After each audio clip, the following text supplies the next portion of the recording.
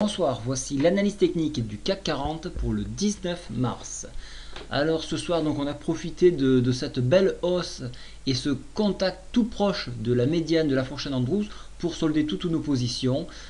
Pourquoi avoir soldé et pas avoir gardé une ligne? Tout simplement parce que demain nous avons la FONC et c'est une journée où je ne trade pas. Les journées poker, les journées où il y a des grosses interventions de gros intervenants, je préfère m'abstenir. Donc comme ce n'est pas dans les graphiques, j'ai préféré donc acter mes bénéfices.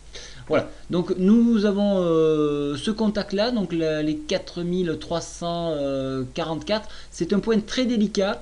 Comme je vous le disais, il y a à la fois la MM20 et cette médiane de fourchette d'Andrews qui font un barrage, qui sont un barrage trop puissant pour le dépasser tout de suite. Il faudra probablement une consolidation pour envisager de le dépasser dans la mesure où nous continuons d'aller plus haut.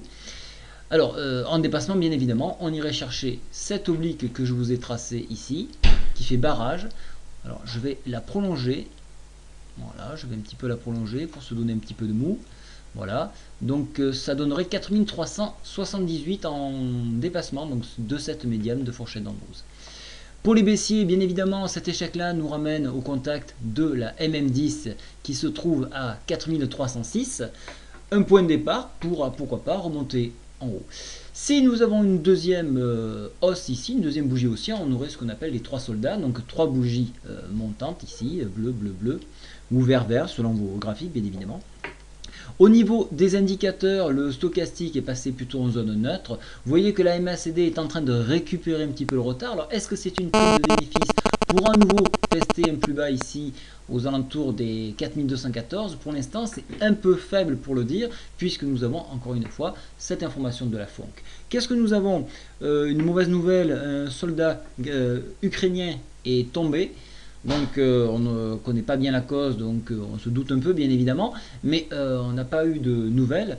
Au niveau des bonnes nouvelles par contre, nous avons la Grèce qui a pu avoir une nouvelle enveloppe pour gérer donc son pays sans contrepartie négative, donc ça c'est quelque chose de bien. Donc le pays est en train de se restructurer, donc ça c'est une très bonne chose. Le mal est venu par la Grèce et le mal est en train d'être soigné, donc ça c'est très important. Donc globalement, graphiquement, nous sommes toujours sur une tendance haussière. D'un point de vue indicateur, nous sommes maintenant sur une configuration plutôt neutre. Donc ça c'est pas trop mal. Si je regarde un petit peu le SPI 500, alors je crois que vous avez pris l'habitude que je vous le montre, donc maintenant je vais vous le montrer. Alors je vais garder ici, je vais me mettre le SPI 500 ici que je cherche, voilà. Voilà. Le SPI 500, regardez, il est passé, il a invalidé le scénario baissier qui était en train de se former avec un croisement d'MM10 sur MM20. Vous voyez que nous nous trouvons au-dessus de la MM10, ce qui nous a aidé à nous projeter en direction donc du haut de la Bollinger à 1887,3. Donc ça c'est un objectif qui maintenant devient crédible au vu des indicateurs. Le stochastique repart à la hausse. Au niveau de la MACD, nous sommes toujours en tendance baissière, mais vous voyez que le signal est en train de se travailler. Voilà, donc on est là aussi dans une configuration haussière. Voilà. Au niveau donc du site, je vous ai parlé de notre robot ici, donc je vous le présente maintenant. Il est en étalonnage pour l'instant. Donc par exemple, si je fais une recherche en 1 heure, vous allez avoir toutes les détections. Alors ici, il y en a une. Et si vous faites le détail, vous voyez qu'ici, donc vous avez donc des seuils de confirmation, des seuils d'invalidation, comme vous avez déjà sur le robot donc indiciel, hein. Mais celui-ci est spécifique à FXM puisqu'il reprend 100% des produits d'FXM. Vous avez les objectifs, voilà, quelques indications, bien évidemment, ce sont que quelques indications pour se donner cette fiabilité. Donc fiabilité, bien évidemment, il y rentre en compte beaucoup plus d'informations puisque donc ce n'est pas qu'avec 4 signaux que l'on peut détecter une tendance.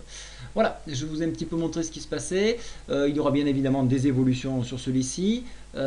Courant la semaine prochaine, on devrait normalement le mettre en opération libre. Et j'espère que vous allez pouvoir en profiter. Et surtout, ne manquez pas de nous en faire un retour lorsqu'il sera disponible.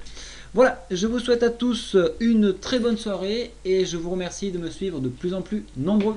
Au revoir.